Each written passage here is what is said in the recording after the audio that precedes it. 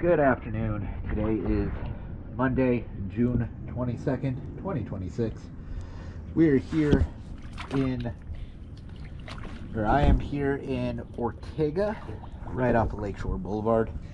And this is an inspection for a boat. I believe the name is the Implication.